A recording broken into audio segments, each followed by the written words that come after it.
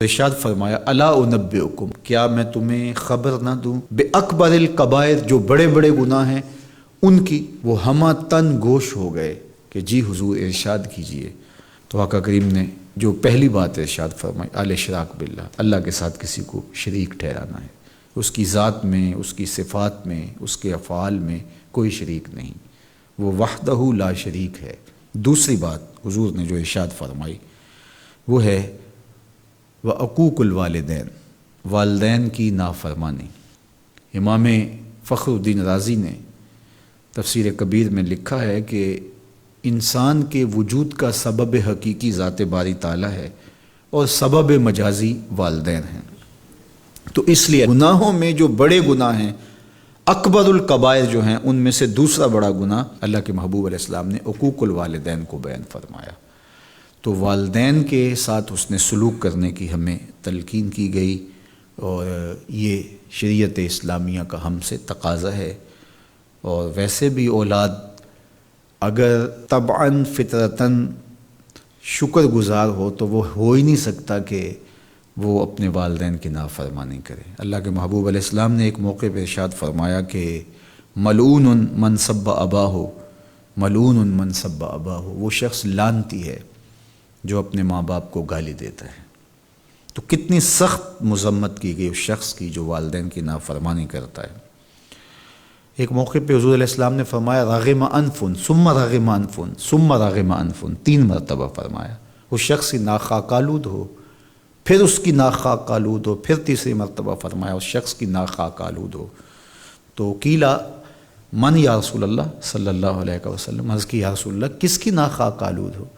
تو آقا کریم علیہ السلام نے فرمایا من ادرک ابویہ عند الکبر احدہما او کلیہما فلم یدخل الجنہ، جس نے والدین کو، ایک کو یا دونوں کو، بڑھاپے میں پایا اور جنت میں داخل نہ ہو سکا، اس شخص کی ناک خاک آلود ہو۔ اور یہ تیسری بات ارشاد فرمانے سے قبل حضور نے تکیہ چھوڑ دیا تھا۔ حضور ٹیک لگائے تشریف فرما تھے، لیکن جب حضور یہ بات ارشاد فرمانے لگے فجلسا وکان متکئا، تو حضور بیٹھ گئے اور حضور نے تکیہ چھوڑ دیا، اور حضور نے فرمایا الا وقول الزور، سن لو، تیسری چیز جھوٹی بات کرنا ہے، جھوٹ بولنا ہے۔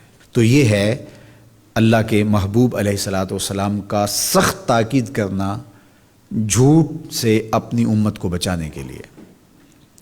اچھا، یہاں ایک بات رک کے یہ سمجھ لیں کہ جھوٹ بہت بری چیز ہے، لیکن شرک اس سے بڑا گناہ ہے۔ تو اس کی تاکید اتنی زیادہ کیوں کی؟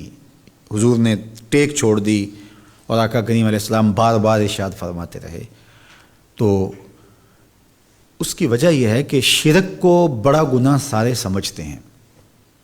اسی طرح ماں باپ کی نافرمانی ہر شخص سمجھتا ہے کہ یہ بہت بڑا گناہ ہے، اور اگر کوئی شخص ماں باپ کا بے ادب ہو، گستاخ ہو، تو لوگوں کی نظروں میں بھی وہ گر جاتا ہے کہ یہ برا شخص ہے کہ ماں باپ کے ساتھ بدسلوکی کر رہا ہے۔ تو یہ 2 گناہ ایسے ہیں کہ جو لوگوں کو اچھی طرح معلوم ہے، لیکن عمومی طور پہ جھوٹ بعض معاشروں کے اندر یوں رچ بس جاتا ہے کہ اس کو عیب نہیں سمجھا جاتا۔ اس لیے حضور نے اس پر خاص تاکید کی اور ٹیک چھوڑ کے آگے بڑھے، اور پھر بار بار ارشاد فرماتے رہے کہ اس کو چھوٹا نہ سمجھنا۔ جس طرح اکبر الکبائر میں شرک ہے، اکبر الکبائر میں عقوق الوالدین ہے، اسی طرح یہ بھی اکبر الکبائر میں شامل ہے کہ کوئی شخص جھوٹ بولے۔ تو جھوٹ بولنا یہ اللہ کی ناراضگی کا سبب اور ذریعہ ہے۔ تقریباً 200 قرآنی آیات جھوٹ کی مذمت اور جھوٹ سے بچنے کی تاکید اور ترغیب میں ہیں، اور سینکڑوں احادیث جھوٹ کی مذمت میں اور جھوٹ سے دامن کو بچانے کی تلقین پر مشتمل ہیں۔ تو اس لیے اللہ کی بارگاہ میں یہ دعا مانگیں کہ اللہ ہمیں جھوٹ کے مرض سے نجات دے، اور ہمیں ہمیشہ سچ اور سچائی کی توفیق سے مالا مال کرے۔